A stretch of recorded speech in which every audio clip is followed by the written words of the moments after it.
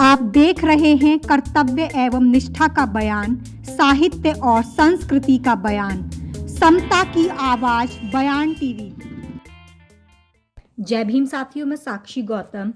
Doctor Ambedkar mission and foundation के अनुरोध पर दिल्ली के समाज कल्याण मंत्री माननीय राजेंद्र पाल गौतम का 27 दिसंबर 2020 को जवाहर ज्योति डंबाडुंगा हल्द्वानी नैनीताल में भव्य स्वागत हुआ। मंत्री जी के साथ जय भीम मिशन के महासचिव बीपी निगम, मंत्री पुष्पांकर, प्रवक्ता आर प्रभाकर, मीडिया प्रभारी वैभव, कार्यालय सचिव जितेंद्र आदि मौजूद थे। अपने उद्बोधन में राजेंद्र पाल गौतम कहते हैं, मैं आप सबको क्रांतिकारी जय भीम करता हूं और विनम्र नमो बुद्धाय करता हूं। आज सवाल है जो हमें परेशान करते हैं और मुझे लगता है कि वो सवाल अगर आप भी अपने आप से पूछेंगे तो वो सवाल शायद आपको भी परेशान करेंगे। मैं एक इतिहास का छात्र रहा हूं, पेशे से वकील रहा हूं, बाबा साहेब के बनाए हुए समता सैनिक दल में अब से 32 साल पहले जुड़ा और उसका राष्ट्रीय प्रधान महासचिव भी 8 साल रहा। और मेरे साथ यहाँ जो नगर अध्यक्ष हैं लाल कुआं से लालचंद सिंह जी, ये हमारे उस वक्त उत्तराखंड के प्रदेश अध्यक्ष भी रहे हैं। तो ये सवाल एक इतिहास का छात्र होने के नाते और पेशे से एक वकील होने के नाते, क्योंकि हम लोग कहीं कहीं बातों में भरोसा नहीं करते, हम लोग उसकी जड़ में जाते हैं और जड़ में पूरा उसका हिस्ट्री खोद के निकालते हैं, क्योंकि बिना प्रूफ के कोर्ट में प्रूव नहीं कर पाएंगे तो कन्विक्शन नहीं करा पाएंगे, केस को जीत नहीं पाएंगे। तो उसी तरह ये भी एक केस है कि हम लोग कहते हैं मूल निवासी है, हम लोग कहते हैं हमारा सब कुछ ही ना है। केवल कहने से बात तो बनेगी नहीं, इतिहास को पढ़ के समझ के इतिहास के पन्नों को खोल के जवाब देना पड़ेगा। और जब हम जवाब देंगे तो सामने वाले के पास बोलने के लिए शब्द नहीं होंगे। सवाल ये पैदा होता है और परेशान भी करता है कि ऐसे कौन से कारण हैं कि जब हम देश के मूल निवासी हैं, मूल निवासी होने के बावजूद खेत की जमीन में हमारे लोगों का हिस्सा क्यों नहीं है। देश के अंदर जितने भी प्राकृतिक संसाधन हैं जिसमें अरबों खरबों रुपया पैदा होता है, जैसे कोयले की खान, पत्थर की खान, जल और जंगल, जमीन से होने वाला उत्खनन, पर्वतों से होने वाला उत्खनन, तमाम तरह की खनिज पदार्थ की खाने, अरबों खरबों रुपया पैदा होता है, जमीन के अंदर से पैदा होता है। जब जमीन के अंदर से पैदा होता है तो इस देश के दलितों, पिछड़ों, आदिवासियों का हिस्सा उसमें क्यों नहीं है। केवल कुछ ही 10% लोग देश के 90% संसाधनों पे कब्जा किए हुए हैं और देश के 90% लोग ऐसे हैं जो बेमुश्किल 2 वक्त का खाने का इंतजाम कर पाते हैं। तो क्या ये सवाल चिंता पैदा नहीं करता? हम लोग ने जब इतिहास को पढ़ा, दुनिया के अंदर 3 संस्कृतियां सबसे पुरानी थी, जिसमें सबसे पुरानी संस्कृति दजला और फ्रात नदियों के बीच मेसोपोटामिया की सभ्यता थी जो इराक के अंदर है। और दूसरी सबसे पुरानी दुनिया की संस्कृति हड़प्पा संस्कृति, सिंधु घाटी की सभ्यता, मोहनजोदाड़ो आपने सुनी होगी, जो भारत की संस्कृति थी। और तीसरी संस्कृति इजिप्ट की, मिस्र की। तो दुनिया की सबसे पुरानी सभ्यताओं में से एक हमारे पूर्वजों की सभ्यता थी हड़प्पा संस्कृति। एज ए हिस्ट्री स्टूडेंट मैंने पढ़ा, उस वक्त 5000 साल पहले नाले ढके हुए होते थे। आज नाले ढके हुए नहीं है, लेकिन 5000 साल पहले जो हमारे पूर्वजों की संस्कृति थी उसमें नाले ढके हुए होते थे। सब लोग इकट्ठे रहते थे, अलग अलग तरह का काम करते थे। कोई मिट्टी के बर्तन बना रहा है, कोई रुई ढूंढने का काम कर रहा है, कोई कपड़े बुनने का काम कर रहा है, कोई जूते बनाने का काम कर रहा है, लेकिन तब हमारे देश में जातियां नहीं थी। काम अलग अलग करते थे, लेकिन आपस में रोटी बेटी होती थी, आपस में रिश्ते होते थे, आपस में बड़ा प्रेम भाव था। और हमारे जो मूल्यवासी लोग हैं बड़े भोले भाले हैं, बड़े मिलनसार हैं, बाहर से आने वाले लोगों का सम्मान करते हैं, कभी किसी का छीन के नहीं खाते, मेहनत से कमा के खाते। तो जब ये आर्यंस लगभग 3,500-4 हजार साल पहले भारत में आए, उन्होंने देखा कि यहाँ के लोग बड़े भोले भाले हैं, तो हमारे भोलेपन का नाजायज फायदा उठाया और धीरे धीरे हमारा सब कुछ उन्होंने छल कपट करके सब कुछ छीन लिया, और छीनने के बाद हमें गुलाम बनने पे बेबस कर दिया। कुछ लोग ऐसे थे जिन्होंने गुलामी स्वीकार नहीं की, वो नीचे की तरफ चले आए, जंगलों में बस गए, जो बाद में अनुसूचित जनजाति कहलाए। कुछ लोग उनसे लड़े और लड़ाई में मारे गए, लेकिन कुछ लोग ऐसे थे जो ना तो भाग पाए और ना ही मारे गए, जिनको बाद में उन्होंने गुलाम बना लिया, जो भविष्य में अनुसूचित जाति कहलाए। और उन्होंने धर्मशास्त्रों में एक ऐसी रचना की, पूरा षड्यंत्र, उनका पूरा जीवन, उनका पूरा इतिहास, उनका पूरा साहित्य, उनके सारे वेद पुराण मनुस्मृति कुछ भी पढ़ ले तो छल कपट से अलग उसमें आपको कुछ मिलेगा नहीं। पूरे दुनिया के अंदर जातियां नहीं है, केवल भारत या भारत से जहां जिन देशों में जाकर लोग बसे, जो इंडिया सब कॉन्टिनेंट का जो एरिया है, केवल जातियां आपको वहां मिलेंगी। पूरे देश के अंदर कहीं आपको जातियां पूरी दुनिया में नहीं मिलेंगी। और जब उन्होंने ये षड्यंत्र लिखना शुरू किया, लिखते हुए उसी के अंदर तय कर दिया किसको क्या काम करना है।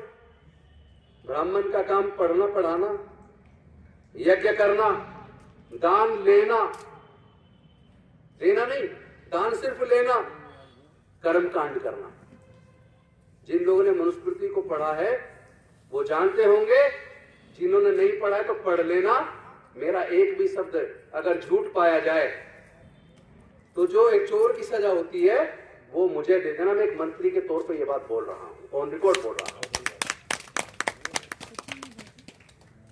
क्षत्रिय का काम रक्षा सुरक्षा, यज्ञ कराना और दान देना और लेना भी, ये दोनों चीज थी। वैश्य का काम व्यापार करना, खेती करना, दान देना और यज्ञ कराना। और जो शूद्र और अतिशूद्र, इस अंतर को भी आप समझते होंगे। जो पिछड़ा वर्ग है वो पूरा शूद्र है, और जो अनुसूचित जाति जनजाति के लोग हैं वो अतिशूद्र या अनटचेबल, अछूत जिन्हें लोग बोल देते थे, वो हैं, हम लोग हैं। तो धर्मशास्त्रों में लिख दिया शूद्रों को और अछूतों को ना पढ़ने का अधिकार है, ना पढ़ाने का अधिकार है, ना संपत्ति अर्जित करने का अधिकार है, ना व्यापार करने का अधिकार है। तो भाई फिर अधिकार क्या है? तो अधिकार कुछ भी नहीं है। अधिकार तो शूद्रों का और अछूतों का कोई है ही नहीं। उनका केवल कर्तव्य है ऊपर के तीनों वर्णों की सेवा करना। और चूंकि वो धार्मिक बंदिश लगा दी गई कि शूद्र और अछूत को ना ज्ञान लेने का अधिकार है, ना संपत्ति अर्जित करने का अधिकार है, ना व्यापार करने का अधिकार है।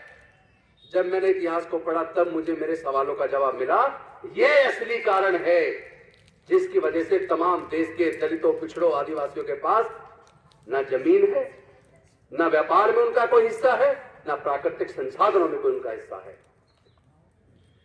इस वजह से यह भी सवाल मेरे को परेशान करता था कि दुनिया के अंदर कोई दूसरी ऐसी कौम नहीं है जो लगातार लगभग 3,500 साल तक गुलाम रही हो। तो ऐसे कौन से कारण है कि हम लगभग 3,500 साल तक गुलाम रहे? मैं इस बात को कदापि नहीं मान सकता कि हमारे बुजुर्गों ने यह ना चाहा हो कि हमारे आने वाली संतानें आजाद स्वतंत्र पैदा हो। मैं कभी यह नहीं मान सकता कि हमारे बुजुर्गों के पास काबिलियत नहीं थी, और मैं कभी यह भी नहीं मान सकता कि हमारे बुजुर्गों ने यह ना चाहा हो कि हमारे बच्चे भी पढ़े लिखे और व्यापार करें और तरक्की करें। लेकिन जब धर्मशास्त्रों में बंदिश लगा के व्यापार करने पर, धन संपत्ति अर्जित करने पर और पढ़ने लिखने पर, ज्ञान पर चर्चा करने पर जब एक धार्मिक बंदिश थी, इस वजह से हमारे समाज के लोग लगभग 3500 साल तक गुलाम रहे। लेकिन ऐसे में संघर्ष तो बीच बीच में चल रहा था। शुरुआत से शुरू हुआ देवासुर संग्राम के रूप में, आर्य नारियों के बीच में, तो संघर्ष तो लगातार चला। अलग अलग तरीके से लड़ाई को लड़ा गया, चाहे वो तथागत बुद्ध ने लड़ा हो, चाहे वो संत गुरु रविदास जी ने लड़ा हो, चाहे वो कबीरदास जी ने लड़ा हो, चाहे ज्योतिबा फूले जी ने लड़ा हो। मतलब संघर्ष करते करते करते करते इसको सच्चाई मायने में देखा जाए तो अंजाम तक पहुंचाने का काम डॉक्टर बाबा साहब अम्बेडकर जी ने किया। मैं इस बात को मानता हूं कि अगर डॉक्टर बाबा साहब अम्बेडकर भारत का संविधान करते वक्त उसमें हमारे लिए विकास के रास्ते ना खोलते, अगर हमारे को वोट का अधिकार ना देते, अगर हमें चुनाव लड़ने का अधिकार ना देते, अगर हमारे लिए रिजर्व सीट ना करते, चाहे वो पॉलिटिकल रिजर्वेशन हो और चाहे एजुकेशनल इंस्टीट्यूशन में रिजर्वेशन हो, चाहे वो गवर्नमेंट जॉब में रिजर्वेशन हो, अगर ये सारे हक और अधिकार डॉक्टर बाबा साहब अम्बेडकर जी ने हमें ना दिए होते तो ना तो मैं एमएलए बनता, ना मैं मंत्री बन रहा, ना कोई इनमें से ऑफिसर बनता। हम लोग काम के बदले में अगर पैसे मांगते तो किसे लाभ पड़ती। काम के बदले में पैसा नहीं मिलता। उनके दिमाग में खलबली कब मची, उनके दिमाग में खलबली तब मची कि वो लोग जो हजारों साल तक हमारे गुलाम रहे, जो कभी काम के बदले में पैसे नहीं मांगते थे, जिनकी बहन बेटियों की इज्जत लूटने के बावजूद वो कभी आवाज नहीं उठाते थे, उनके पास ऐसी कौन सी ताकत आ गई कि आज वो बोलने लगे हैं, आज वो अपने हक अधिकार की बात करने लगे हैं, आज वो नौकरियों में आके हमारे सर पे अफसर बन के बैठ गए हैं, ऊंची आवाज में बात करने लगे हैं। इन बातों ने कहीं ना कहीं मनोवादी लोगों को परेशान करना शुरू कर दिया। कभी ना कभी उनमें चिंतन शिविर में चिंतन हुआ होगा कि भाई इसके कारण क्या है, तो उनको समझ आया इसका कारण है इन लोगों के पास कुछ सामर्थ्य आ गया है। और सामर्थ्य क्या है? सामर्थ्य 3 प्रकार का होता है। एक सामर्थ्य वो होता है ज्ञान, जिसके पास अगर ज्ञान आ जाए तो समझ लीजिए उसके पास सामर्थ्य है, क्योंकि ज्ञान के सामने लोग झुकते हैं, इज्जत करते हैं ज्ञान की। दूसरा सामर्थ्य होता है धन, जिसके पास पैसा होता है लोग उसकी भी इज्जत करते हैं। और तीसरा सामर्थ्य होता है शारीरिक ताकत। अगर आदमी शरीर से बलिष्ठ है, मजबूत है, तो लोग उससे भी थोड़ा डरते हैं। तो जब लोगों को लगा कि ये सामर्थ्य इनके पास किस चीज से आया, तो उनको समझ आया ये सामर्थ्य इनको पढ़ने लिखने से आया,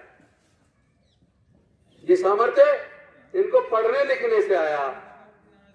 और सरकारी नौकरियों की वजह से जो इनको घर में थोड़ा थोड़ा पैसा आने लगा, जिसकी वजह से इनको बोलने की ताकत आ गई। तब उन्होंने सोचा कि भाई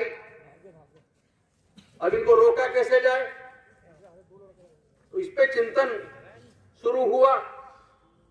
इससे पहले मैं एक चीज और बता दूं, फिर मैं इस पे वापस आऊंगा। जब वोट के अधिकार पे संविधान सभा में चर्चा शुरू हुई, तो कुछ लोग ये चाहते थे कि वोट का अधिकार केवल उन लोगों को मिलना चाहिए जो ग्रेजुएट हैं।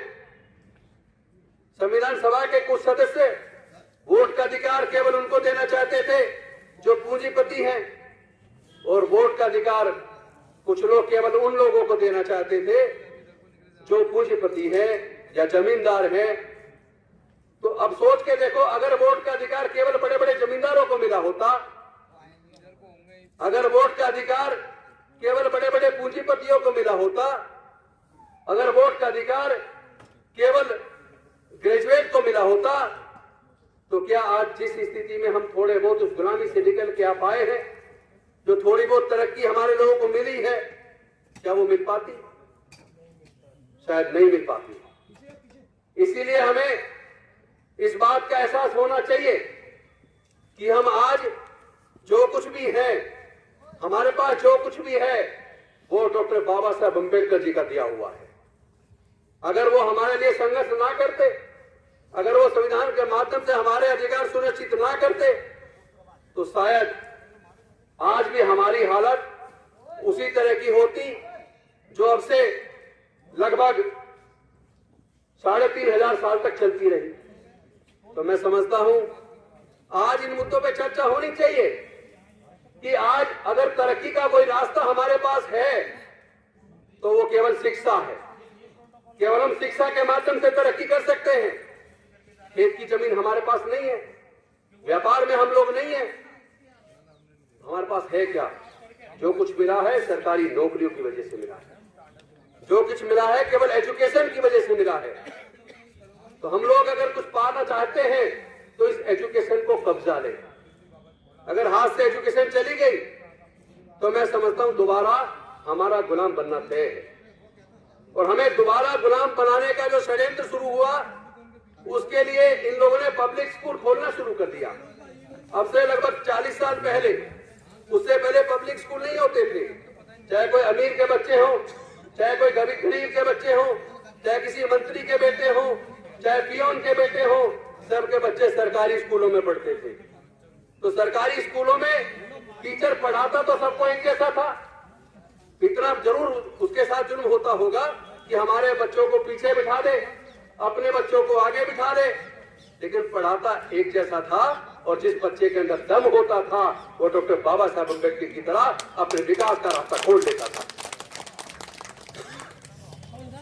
तो आज हमारे हाथ से शिक्षा को भी छीनने का काम किया जा रहा है। और ये जो शिक्षा छीन रही है केवल दलितों और पिछड़ों के हाथ से नहीं, बल्कि कोई किसी भी जाति का हो जो गरीब है, वो अपने बच्चों को पब्लिक स्कूल में नहीं पढ़ा सकता। पब्लिक स्कूल के अंदर अगर बच्चे अच्छे पब्लिक स्कूल में एडमिशन कराते हैं, मध्यम दर्जे के, टॉप क्लास की बात नहीं कर रहा हूं, तो मध्यम दर्जे के पब्लिक स्कूल के एक बच्चे की फीस का खर्चा, किताबों का खर्चा, वर्दी का खर्चा, ट्रांसपोर्ट का खर्चा, इस सारे खर्चे को अगर जोड़ दे तो केवल एक बच्चे की पढ़ाई पे एक महीने के अंदर 8 से 10 हजार रुपए खर्च होता है। हर परिवार में अगर केवल 2 बच्चे भी मान लिए जाए तो 2 बच्चों की पढ़ाई के ऊपर 15 से 20 हजार रुपया चाहिए। और देश के 90% लोग ऐसे हैं जो अपने बच्चों के लिए 15-20 हजार रुपया महीना उनकी पढ़ाई पे खर्च नहीं कर सकते। इतना पैसा उनके पास नहीं है, तो उनके बच्चे कहां पढ़ेंगे? मजबूरी में सरकारी में पढ़ेंगे। तो देश के 90% लोग मजबूर हैं, जिनके पूरे परिवार की इनकम 15-20 हजार रुपये महीना है, उनके बच्चे कहां पढ़ेंगे? सरकारी में पढ़ेंगे। तो जानबूझ के सोची समझी साजिश के तहत पिछले 30-40 सालों में सरकारी स्कूलों की स्थिति को कमजोर किया गया, सरकारी शिक्षा के स्तर को गिराया गया, टीचरों की भर्ती पर्याप्त मात्रा में नहीं की गई, और दूसरी तरफ पब्लिक स्कूल खोलने शुरू कर दिए। एक के बाद एक पब्लिक स्कूल खुलते चले गए, एक के बाद एक प्राइवेट कॉलेज खुलते चले गए, और वहां 20 साल की लाखों रुपया। तो क्या देश के 90% परिवार ऐसे हैं जो अपने बच्चे की पढ़ाई पे हर साल लाखों रुपया खर्च कर सकते हैं? उनके बच्चे कहां पढ़ेंगे? मजबूरी में उनके बच्चे सरकारी स्कूल में पढ़ेंगे। तो एक तरफ एजुकेशन को महंगा करके हमारे एजुकेशन के रास्ते को बंद करने का दोबारा से प्रयास किया गया, और दूसरी तरफ हमारे लोग जो नौकरियों में आ गए थे, उनको समझ आएगी कि नौकरी की वजह से ताकत आई है बोलने की, अब इनकी नौकरियां छीन ली है। लेकिन प्रजातंत्र के अंदर सबसे जो बड़ी चीज है वोट। कितना ही बड़ा नेता हो, वोट के लिए गरीब से गरीब की झोपड़ी में भी जाता है हाथ जोड़ के। उस वोट की वजह से रिजर्वेशन खत्म नहीं किया जा सकता, ना पढ़ना लिखना दोबारा बंद किया जा सकता है। तो इनडायरेक्ट तरीके से जिस तरह उन्होंने एजुकेशन के रास्ते को प्राइवेटाइज करके बंद किया, उसी तरह आउटसोर्सिंग शुरू की और सरकारी नौकरियों में आउटसोर्सिंग शुरू हो जाने से जो नौकरियां लग जाया करती थी अब ठेके पे भर्ती हो रही है। अब ठेके पे जब भर्ती हो रही है वो ठेकेदार कितना शोषण करता है आपको अंदाजा होगा। आज एक आंदोलन करने की जरूरत है। ये ठेकेदारी प्रथा बंद होनी चाहिए और अच्छी शिक्षा और अच्छा स्वास्थ्य देश में रहने वाले सभी लोगों का हक है। Health and education are the prime responsibility of the government. ये किसी भी सरकार की प्राथमिक जिम्मेदारी है कि वो हर बच्चे की शिक्षा का खर्चा सरकार उठाए, हर बच्चे के इलाज का खर्चा सरकार उठाए। अगर माँ बाप की ये चिंता खत्म हो जाए कि इस महंगाई के दौर में उनके बच्चे पढ़ेंगे कैसे, इस महंगाई के दौर में उनको इलाज कैसे मिलेगा, तो मैं समझता हूं लोगों का जीवन सुखमय हो जाएगा। दिल्ली सरकार का मॉडल और गुजरात का मॉडल, इन दोनों में आप तुलना कर लीजिए। मैं कोई राजनीतिक बात नहीं बोल रहा हूं, मैं मुद्दों की बात कर रहा हूं। आप में से कभी भी ध्यान देना, मैं कभी जब बोलता हूं मैं कभी राजनीतिक बात नहीं करता, लेकिन समाज की बात तो करनी पड़ेगी। हम भारत के लोग हैं, भारत के मूल्यवासी हैं, हमारा हिस्सा कब मिलेगा, हमारा हक कब मिलेगा, हमारे बच्चे तरक्की कब करेंगे?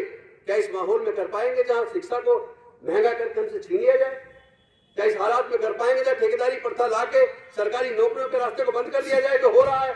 और तो और अब आईएएस की भर्ती लेटरल एंट्री डायरेक्ट हो रही है, उसमें कोई रिजर्वेशन नहीं है। तो क्या हमें समझ नहीं होनी चाहिए ये कुर्सियां सुरक्षित रह पाएंगी? पहले भी बहुत लोग मंत्री बने, एमपी एमएलए बने, अगर आपसे पूछो तो नाम भी नहीं बता पाओगे। तो ऐसा जीवन किस काम का कि कोई याद भी ना करे, कोई जाने भी ना। जब हम कुर्सी पे हैं तो कुछ ऐसा जरूर करके जाएंगे, कम से कम बाबा साहब के सामने हम गर्व के साथ सीना ऊंचा करके कह सके कि बाबा साहब जो आप चाहते थे मैंने अपने हिस्से का कुछ काम कर दिया। तो सवाल ये है, जैसा राव साहब बोल रहे थे, आप इतिहास को पढ़ ले। इतिहास को कोई झुटलाने का झूठा प्रयास तो कर सकता है, लेकिन सच को छुपा नहीं सकता। सम्राट अशोक के टाइम पे लेके बर्मा से, म्यांमार से और काबुल कंधार तक पूरा भारत बौद्ध में था। पूरा भारत बौद्ध में था। कहीं भी खुदाइयां हो रही हैं पूरे देश में, तथागत बुद्ध की मूर्तियां निकल रही है। साकेत जहां राम मंदिर बन रहा है, वहां पे उसको समतल करने के लिए खुदाई हुई, उसके भी अंदर भी तथागत बुद्ध की मूर्तियां निकल रही है। ये कड़वा सच है। तथागत जब बुद्ध का धम्म था तो देश के अंदर समता, मैत्री, भाईचारा, न्याय, प्यार, करुणा, दया, ममता, वो वातावरण था। तब भारत सोने की चिड़िया था।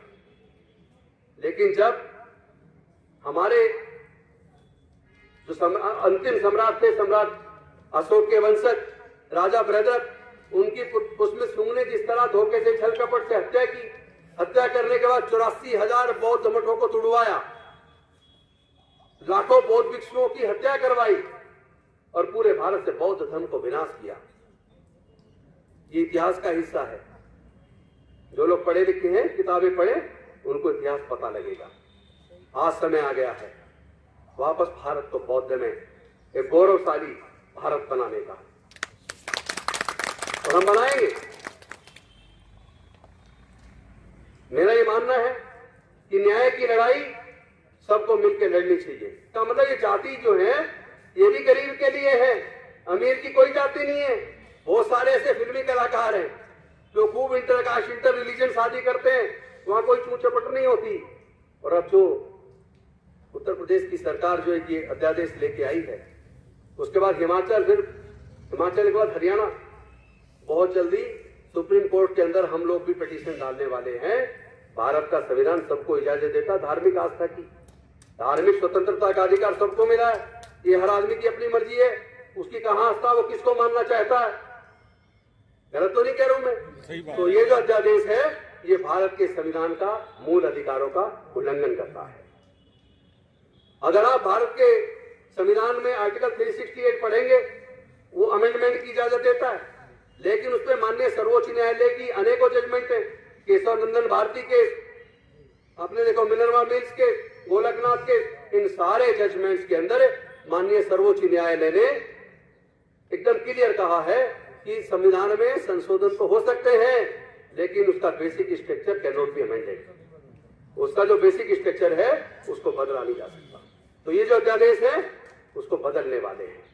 तो अंत में मैं सिर्फ एक बात कह के अपनी बात खत्म करूंगा कि साथियों, ये जातियां कुदरत ने नहीं बनाई, ये जातियां हमने और आपने नहीं बनाई। जिसने जातियां बनाई उसी को उसका फायदा हुआ। अब समय आ गया है, अगर आप तमाम दलित, पिछड़े, आदिवासियों के ब्लड के नमूने लेके दुनिया के बढ़िया से बढ़िया लैब में उसकी जांच कराओगे तो आपको पता लगेगा कि हमारा सबका खून एक है, हमारे फोरफादर एक थे। और अगर हमारा खून एक है तो क्या हमें इन जातियों को खत्म करके आपस में रोटी बेटी का रिश्ता नहीं करना चाहिए? करना चाहिए कि नहीं करना चाहिए? करना चाहिए। और हम क्या अपने बुजुर्गों के अपने धम्म में हमें घर वापसी नहीं करनी चाहिए? करनी चाहिए तो हम करेंगे, बड़े पैमाने पर करेंगे। जैसा राव साहब बोल रहे थे उसकी तैयारियां शुरू हो गई है। और रोटी बेटी का रिश्ता करते वक्त अब संविधान की शपथ लेकर शादियां करवाई जा रही है। ये भारत के लिए शुभ संकेत है। बौद्ध में भारत बनने वाला है। आप अपने मन में यकीन कर लीजिए। हम लोग दूसरे के बाप को बाप गर्व के साथ कहते हैं, अपने बाप को बाप कहने में शर्म आती है क्या? सही बात। ये समय की मांग है, हम सबको एकजुट हो जाना चाहिए और भारत के संविधान की सुरक्षा की जिम्मेदारी हमारी, आपकी सबकी है। आज भारत के संविधान को खत्म करने की साजिश रची जा रही है, लेकिन हम सबको अपने गौरवशाली भारत को और भारत के संविधान को बचाना है। धार्मिक, सांस्कृतिक और शैक्षिक क्रांति के पुरोधा हमारे बीच और उनके साथ आए हुए हमारे संप्रांत आपके अपने बयान टीवी चैनल को लाइक, शेयर के साथ सब्सक्राइब करने के बाद घंटी का बटन दबाना न भूलें। जाते जाते अपनी कीमती राय कमेंट्स बॉक्स में जरूर लिखें।